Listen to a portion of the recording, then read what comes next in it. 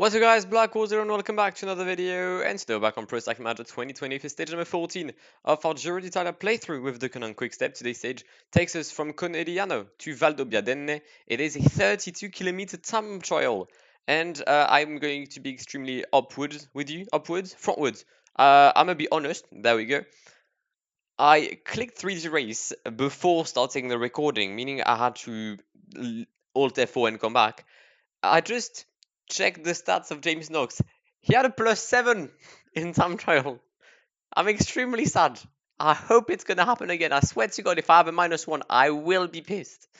But yeah, let's see if we can maintain our podium position today. It's not gonna be easy, but in a way, I am somewhat confident in the abilities of our young Brit.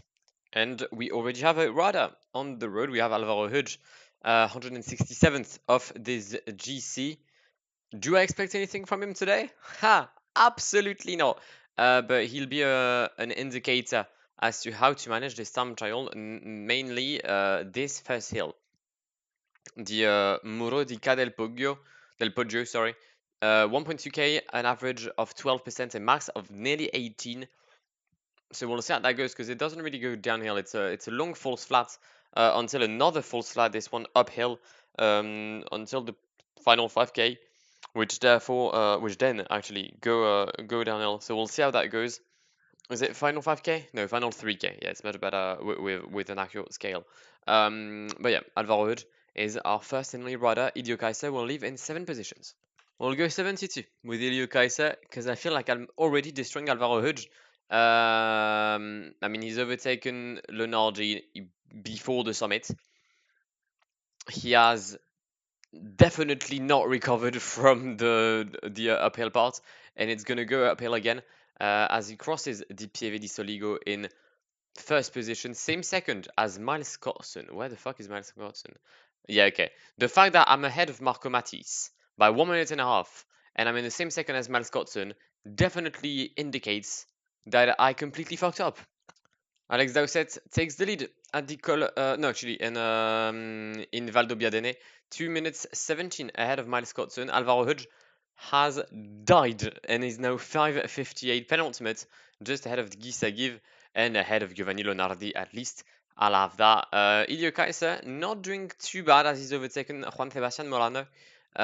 We'll go uphill once again as we start the Col San Martino, sorry. 72 might not be too bad. Ilio Kaiser across the line is going to be 4th place, 158 behind Alex Dowsett.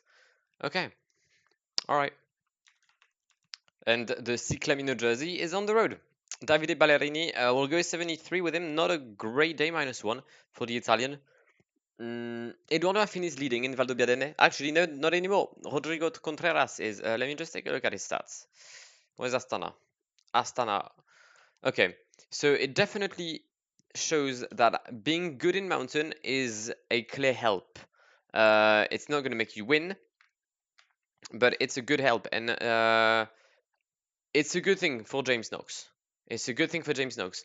However, it means it's also a good thing for Kruijswijk and Lopez, which I'm less inclined to be keen on. But yeah, at least it's a small relief to know that it's not going to be solely the time trial and the flat. Michael Frollet-Honoré is going to cross the line. 2:33 down. By far my best finisher. Alvaro is only 7 minutes. Sa femme. He's taken 7 minutes.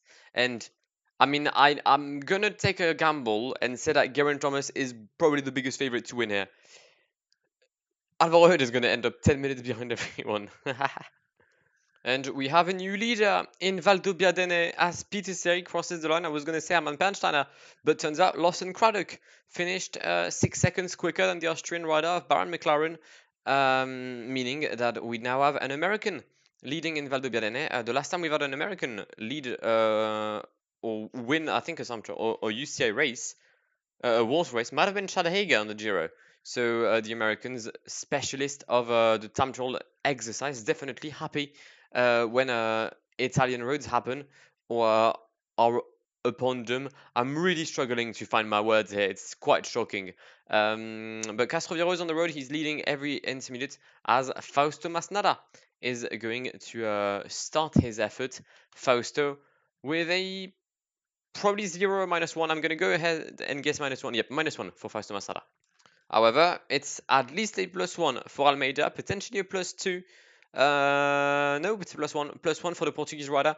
And I mean, he is the closest I have to James Knox. So I'll have to take his fitness into consideration as soon as James starts. I'm hoping that Almeida could be at least close to the Pieve di Soligo. You've got 13 riders to go and you have to do 16 kilometers. Come on, Joe. Miguel Angel Lopez is going to start. Geraint Thomas well and truly in the lead at the Muro di Cadel Poggio. As Ron Dennis is well and truly in the lead in Pieve di Soligo. Come on, come on, come on, come on, come on, come on. +7 again, come on. Yes, James. That's my boy right there. Come on. All right. We're good. We're good. We're good. We're good. We're good. 75 flat, 82 mountain, 78 time trial. We should have enough to defend Lopez and Kruijswijk. Come on. Joe Almeida as well is doing fine with 73, hence why I've gone 74 with James Knox. I might just revert to 73 after the Moro di Cadel Poggio because this is where I can make the differences. But that's already a big chip off my shoulders. That's gone as James Knox is with a +5. Joe Almeida struggled towards the end of this time trial, dying a bit too early. 254 matters. Wow, I did die early. James Knox, 4th at the first intermediate. Lopez 2nd, Kruijswijk 5th, Nibali 3rd. We're all within 1 second. It's not helping at all. It's not helping at all. Rondes, a minute in the lead in Valdobbiadene, ahead of Geraint Thomas. Geraint Thomas, who shouldn't be far now from the line. Actually, Geraint has crossed the line. In 2nd place, it's a 1-2-3 for Ineos Grenadiers. Tanel Kangat was looking to maybe disrupt that rhythm.